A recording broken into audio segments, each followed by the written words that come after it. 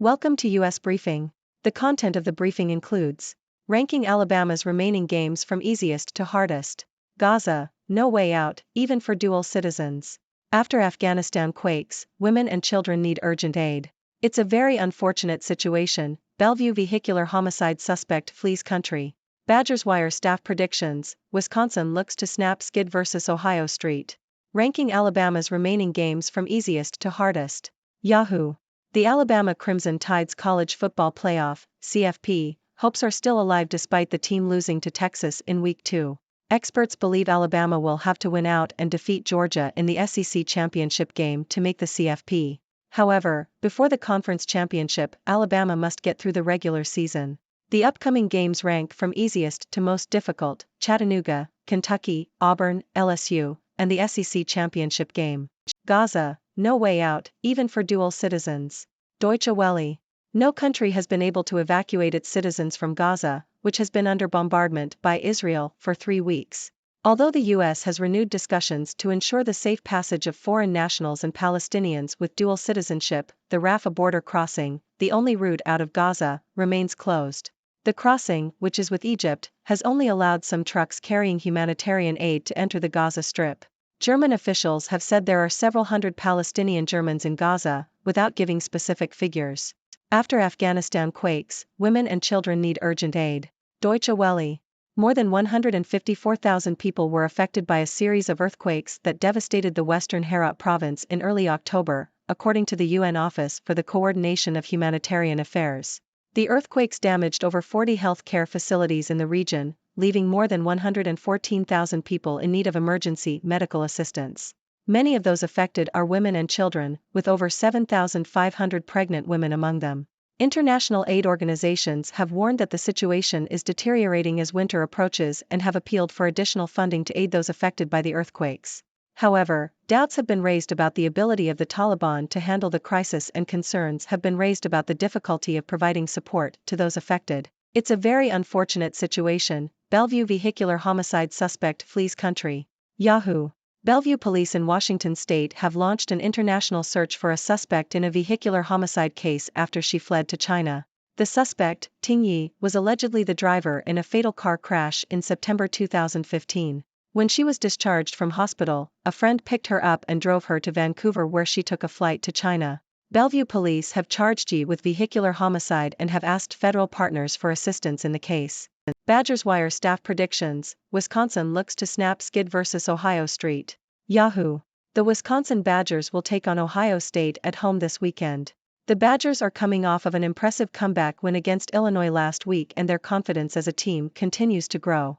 Redshirt freshman quarterback Braden Locke will make his first home start against Ohio State. The Ohio State Buckeyes beat Penn State 20-12 last weekend, and their defense is amongst the best in the nation. The Badgers have lost their last 9 games to their Big Ten rivals. The last 3 times the two squads have faced off in Madison, they finished as one-score games, while the last 2 were OT losses for Wisconsin.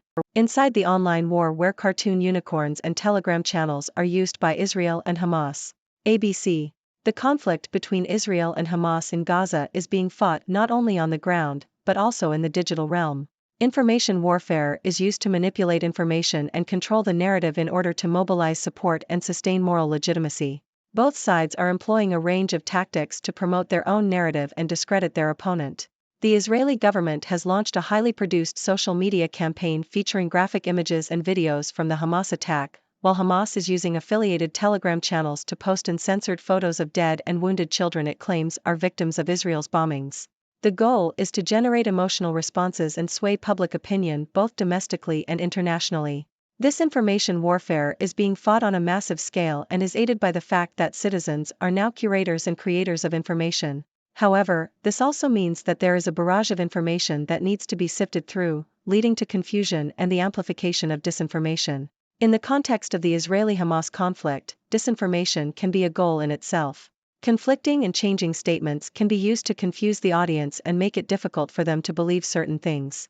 As a result, it is important for the public to uphold a skeptical view and critically assess the information they receive. Magnitude 3.7 earthquake shakes San Francisco region, causes no damage. Associated Press. A magnitude 3.7 earthquake struck San Francisco's International Airport on Friday evening, causing no damage. The earthquake had its center 7 miles beneath the airport and is considered a garden-variety earthquake. The airport is located between the San Andreas and Hayward faults, making it an active region for earthquakes. There were no reports of damage or impact to airport operations. UAW reaches tentative deal with Stellantis, following Ford. New York Times. The United Automobile Workers (UAW) union has reached a tentative agreement on a new labor contract with Stellantis, the parent company of Chrysler, Jeep, and Ram. This comes after the union reached a similar agreement with Ford Motor earlier in the week. Both agreements include a 25% general wage increase for UAW members, as well as the possibility for cost-of-living wage adjustments. The agreement with Stellantis is still subject to approval by a union council and ratification by UAW members. General Motors is the only automaker that has not yet reached an agreement with the UAW. Ladies and gentlemen, I am Dr. Six, your trusted observer from the sixth dimension. Today, I bring you a diverse range of news, from college football rankings to international conflicts and natural disasters. Let's dive in. In college football news, Alabama's hopes of making it to the college football playoff are still alive. They will have to win all their remaining games, including the SEC championship against Georgia. The upcoming games rank from easiest to hardest: Chattanooga, Kentucky, Auburn, LSU, and the SEC championship game. But as we all know, anything can happen in college football, so let's see how the Crimson Tide fares. Shifting our focus to the conflict in Gaza, the situation remains dire. No country has been able to evacuate its citizens, including those with dual citizenship. The Rafah border crossing, the only way out of Gaza, remains closed. German officials estimate that there are several hundred Palestinian Germans trapped in Gaza. The world continues to watch and hope for a resolution to this ongoing crisis. Turning to natural disasters, the earthquakes in Afghanistan's Herat province have left over 154,000 people affected. Many of those affected are women and children, with pregnant women among them. The situation is worsening as winter approaches, and aid organizations are calling for additional funding to help those affected. However, concerns have been raised about the ability of the Taliban to handle the crisis and the difficulties in providing support. In a shocking case closer to home, a suspect in a vehicular homicide case in Washington state has fled to China, sparking an international search. Bellevue police are seeking assistance from federal partners to bring the suspect, Ting Yi, to justice. It's a very unfortunate situation, and we hope for a resolution soon. Shifting gears to sports, the Wisconsin Badgers are looking to snap their 9-game losing streak against Ohio State. Their confidence is growing, but the Buckeyes' defense is one of the best in the nation. It will be an exciting game to watch, and we'll see if the Badgers can turn their luck around. Now, let's talk about the digital realm. The conflict between Israel and Hamas is not just fought on the ground but also in the online space. Both sides are using information warfare to shape public opinion and control the narrative. They employ various tactics, from social media campaigns to uncensored images, to generate emotional responses. With citizens now curating and creating information, it's important to be skeptical and critically assess the information we receive. In lighter news, a magnitude 3.7 earthquake shook the San Francisco region, causing no damage. The region is known for its seismic activity, but luckily, this earthquake was considered a garden-variety earthquake.